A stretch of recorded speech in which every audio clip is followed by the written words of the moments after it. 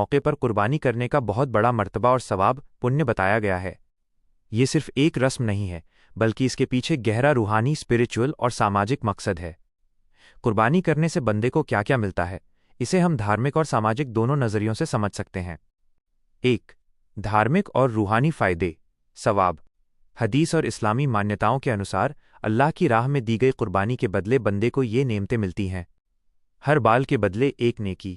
پیغمبر محمد صلی اللہ علیہ وسلم سے جب صحابہ ساتھیوں نے پوچھا کہ قربانی کرنے کا کیا ثواب ہے، تو آپ نے فرمایا، قربانی کے جانور کے ہر ایک بال کے بدلے میں ایک نیکی ملتی ہے۔ سنن ابن ماجہ۔ سوچئے، ایک جانور کے شریر پر لاکھوں کروڑوں بال یا اون کے ریشے ہوتے ہیں، اللہ اس بندے کو اتنی ہی نیکیاں عطا فرماتا ہے۔ اللہ کے پاس سب سے پسندیدہ عمل بقرہ عید کے دن اللہ تعالیٰ کی بارگاہ میں خون بہانے یعنی قربانی کرنے سے زیادہ پسندیدہ کوئی اور کام نہیں ہے۔ حدیث کے مطابق قربانی کا خون زمین پر گرنے سے پہلے ہی اللہ کے یہاں قبول ہو جاتا ہے۔ دلوں کا تقویٰ، پرہیزگاری۔ پوتر قرآن میں اللہ تعالیٰ نے صاف فرمایا ہے کہ اسے جانور کا گوشت یا خون نہیں پہنچتا، بلکہ بندے کی نیت اور اس کا تقویٰ، اللہ کا ڈر اور محبت پہنچتا ہے۔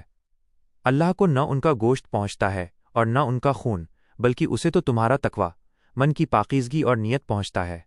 سورہ الحج آیت 37۔ گناہوں کی معافی۔ مانیتا ہے کہ جب کوئی شخص اپنی حلال کمائی سے اللہ کی رضا کے لیے قربانی کرتا ہے تو اللہ اس کے پچھلے چھوٹے موٹے گناہوں کو معاف فرما دیتا ہے۔ 2. ساماجک اور ویاوہارک فائدے، سوشل بینیفٹس۔ قربانی صرف عبادت تک سیمت نہیں ہے، اس کے ذریعے سماج کو بھی بہت بڑا فائدہ پہنچتا ہے۔ غریبوں اور رشتہ داروں کی مدد۔ اسلام کا نیم ہے کہ قربانی کے گوشت کے 3 حصے کیے جائیں۔ ایک حصہ غریبوں اور ضرورت مندوں کے لیے۔ دوسرا حصہ رشتہ داروں، دوستوں اور پڑوسیوں کے لیے۔ تیسرا حصہ اپنے خود کے پریوار کے لیے۔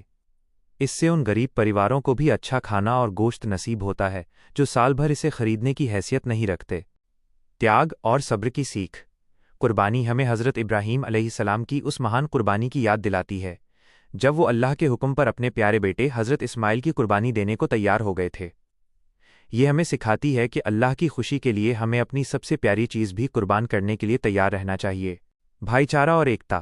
جب لوگ آپس میں گوشت بانٹتے ہیں، ایک دوسرے کے گھر آتے جاتے ہیں، تو اس سے سماج میں آپسی محبت، بھائی چارہ اور ایکتا مضبوط ہوتی ہے۔ سنکشیپ میں کہیں تو قربانی کرنے سے انسان کو اللہ کی قریبی، نزدیکی، بے شمار نیکیاں، گناہوں سے توبہ اور سماج کے غریب طبقے کی دعائیں ملتی ہیں۔ شرط بس اتنی ہے کہ کمائی حلال کی ہو اور دل میں دکھاوے کے بجائے صرف اللہ کو خوش کرنے کی نیت ہو۔